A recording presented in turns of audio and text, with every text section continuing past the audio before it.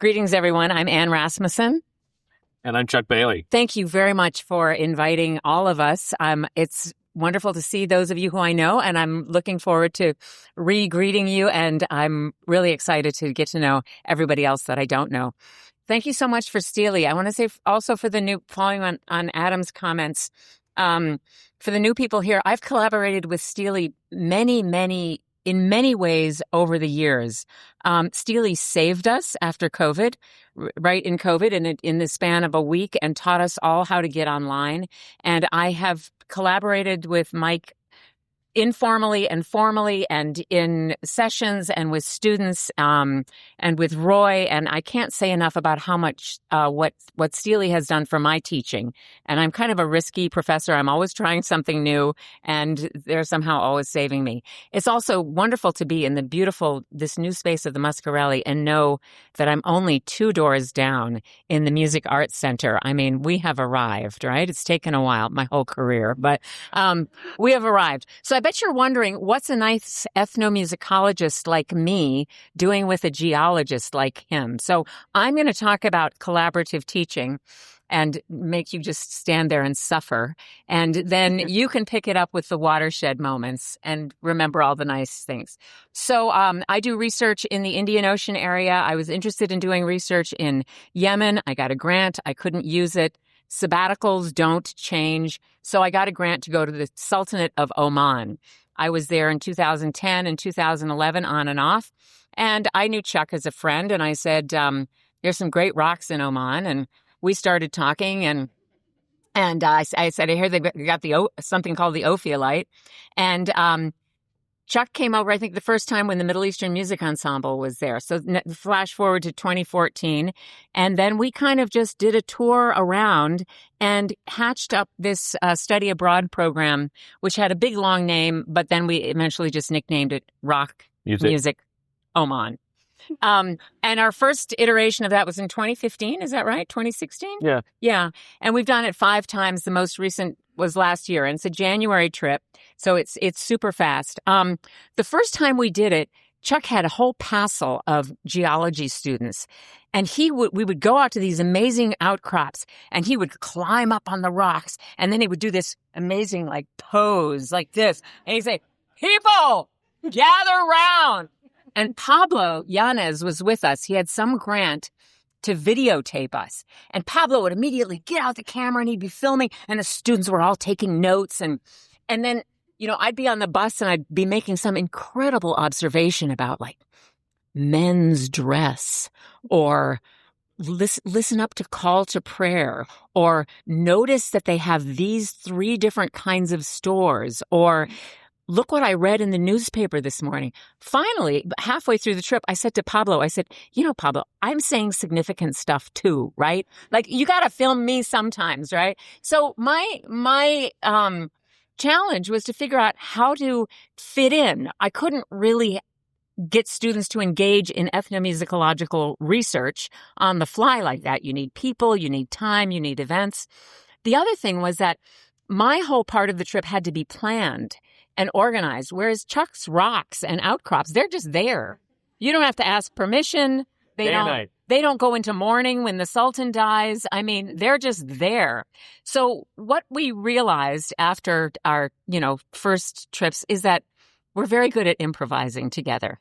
And now we are good at warning the students that we improvise, and we have a plan, but that plan is always changing. And one of the things I think that we've really enjoyed is debriefing at the end of the day, figuring out who's going to be good cop, who's going to be bad cop, and just constantly tweaking what we do. I've been able to draw on many of the contacts that I made when I was doing fieldwork in Oman, and they've developed some beautiful museums that kind of reinforce all of the material culture and the history of the place, so that when we see things out in the world, I can kind of reinforce that cultural piece. Just a couple of things that we really adjusted is the first time we had everybody do projects, and we had a symposium around spring break. Disaster, never again. When people do study abroad, when they come home, they want to do something else. They don't want to do anything about study abroad except maybe look at their pictures or keep their friends, but they don't want to do any work. Once we had them, I think, do a round robin, and they all had to talk about their project. That we asked them to think about something that they're going to look at. Could be recycling, could be women's dress, it could be their geology honors thesis, right? Right. Or French fries with shawarma. They go together. Right. Cuisine, right? And then they had to do little reports. This time we ended up giving them a little quiz at the end, and I'll get to that in a moment. But one of the things that I've really enjoyed working with Chuck is just being able to talk about the students and the student experience and what we know about students and how they've reacted during the day or how they've really come through for us. And one of the things that we ask them to do is to keep a journal. So could you exhibit A to the gray journal?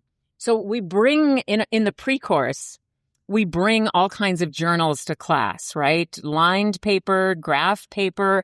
We have many different exhibits that we show in class, and we tell them, we're going to be looking at your journals.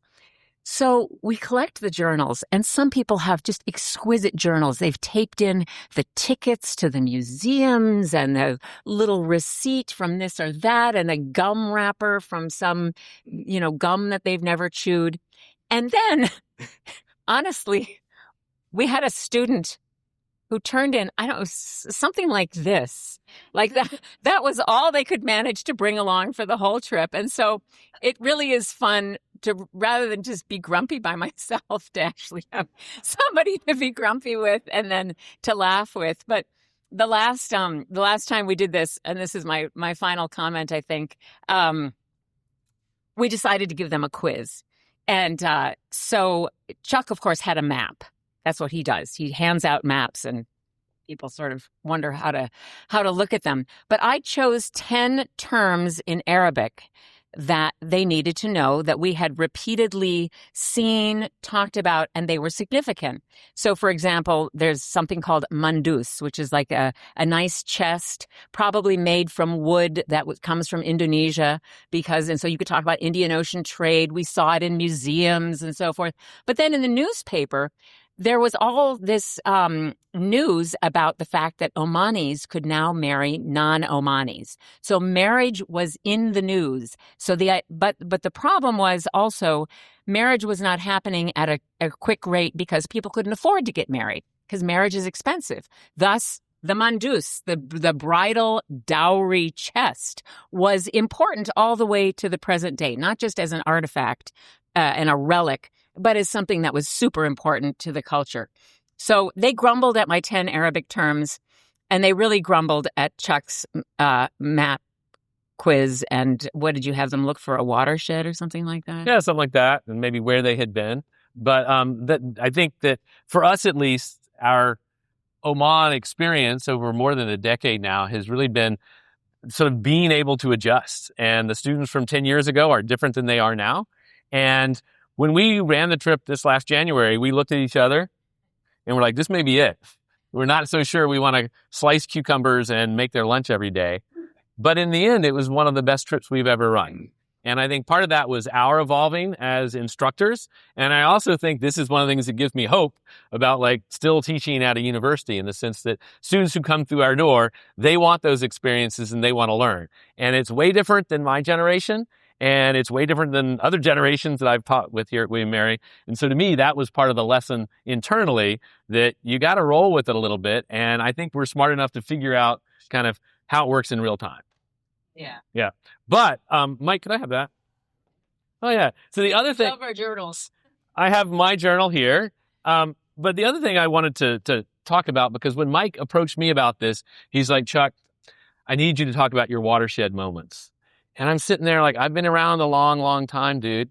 And then I was like, wait a minute. I actually teach about watersheds. In fact, you may not have heard that geology at William & Mary has been teaching about water for well over 50 years. And that's how most of our undergraduates are exposed to water. So what I did is I brought for you, all of you in this room, a map. So typical. And Typical Chuck. I am very hopeful that you will share this map amongst yourselves and, pass them on. There are lots of people in the back. Send them on back. Maybe everyone will get one. Mike said it'd be 75 people here.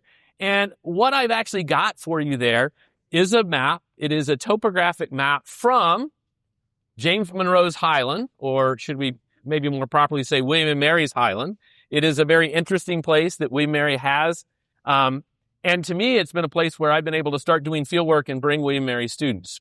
But Mike wanted watershed moments, and he's getting a watershed moment. So your assignment is actually to trace the watershed, and I'm sure everyone came equipped with some writing utensil, that is above the red dot. All right? And you can do this collaboratively as the night goes on. Maybe you can get a few more glasses of wine. It'll be more fun. But I wanted to include this because this is something that I have been doing almost since the get-go, teaching intro geology classes at William and Mary. We teach about water in geology. And a watershed is a fundamental thing at the Earth's surface. Knowing what one is something you can have GIS do for you. But if that's all that you ever have it do, you won't understand exactly what a watershed is. And today I gave a map like this out in my intro class. And what I have now found after doing this for about 30 years, it takes 4 or 5 or 6 iterations for them to learn how to do this. So one of my watersheds is that sometimes this pedagogy is about repetition in a very intentional way. And the other thing are like things that completely catch you off guard. If you look on that map, I say above the red dot. And students immediately think above means north. And I would like to say that the second floor is above the first floor and that it is a vertical term, not a northeast, south, or west. But that's not necessarily the vocabulary they're used. And that's where you, I think, have to adjust as a teacher. So I look forward to seeing your completed watersheds as we move through this evening. So thank you. All right. Yeah. You good? Are we good? Are we good? All right. Are we done? If you want to go get another drink. No. No, perfect. Riff. No. I just wanted to say, do keep those maps because I know him and he'll say, everybody pull out your map. But maybe people have some questions. Oh. Please, Josh. I have a question. How do you find each other in order to start your excellent? You go. Well, I would say we had known each other for a long time, and I thought Anne was very cool, and she could keep a beat and play musical instruments. But I came to a point where I was sort of tired of studying the same old thing, and Oman had been a place that had fascinated me geologically since I was an undergraduate. And at that same time, Lois Critchfield, who was an important donor and contributor to William and Mary, was, on campus and doing things. She had was a friend of Anne's, and Anne effectively introduced me to Lois. And that, in some ways, started the wheels in motion. And so it was not deliberate from a long distance, but as we started to think about it, it became very clear this could be very cool. Yeah. Yeah, it was, and we did some really interesting research. One of the most challenging things, I think, was the winter that we went around and we met with the embassy, the U.S. embassy. We met with every official person that we could think of in Oman to say, what do we need to do to have permission to come to Oman with a group of students? And we never got an answer to that question. So we just said, okay, we're bringing students. One of the things that's been really helpful is we've got some wonderful partners there who run a language institute that I had worked with and I did my field work there. Now they have a language institute. They get us the bus. The bus is key. We live on the bus, and that's a nice thing because we do a whole not literally tour. Yeah, we know. And they organize some of the logistics. Yeah. So that's been really, really nice. But our schedule has changed. I mean, one year we went to the Muzayanat al-Ibl, which is a camel beauty contest. Amazing. In the desert where you have, camels that are worth millions of dollars. And it was really a really wonderful experience. And this year we went to the celebration. Well, 5 years ago we went and the Sultan died when we were in the country. That was extraordinary. And then this year, last time we went, we celebrated the 5th year of the new Sultan, which had its own fanfare. So I've been able to grow a lot just continuing to observe and bounce ideas off Chuck and hopefully get him to be the bad cop most of the time in the bus, about people being late and their trash. If you don't have the maps at the end of the night. Yeah. If you don't have the map at the end of the night, don't worry, I'll save you. But anyway. You have some thoughts about outcomes for students. What's happening with the students at the end? I think I can speak to that in maybe two ways. One, I think that Arabia and Oman, just in the imaginary, is a very exotic, different place, right? People with a very different culture.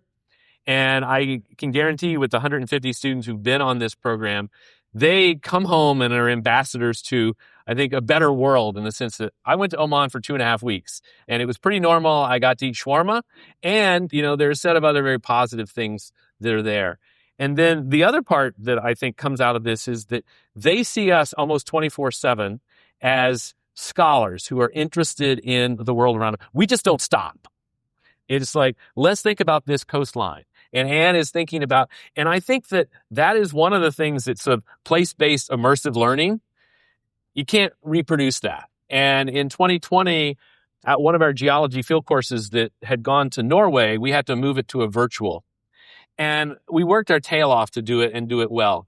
But there was something that we could not do. That was that, after an hour and a half on the Zoom box, we were done.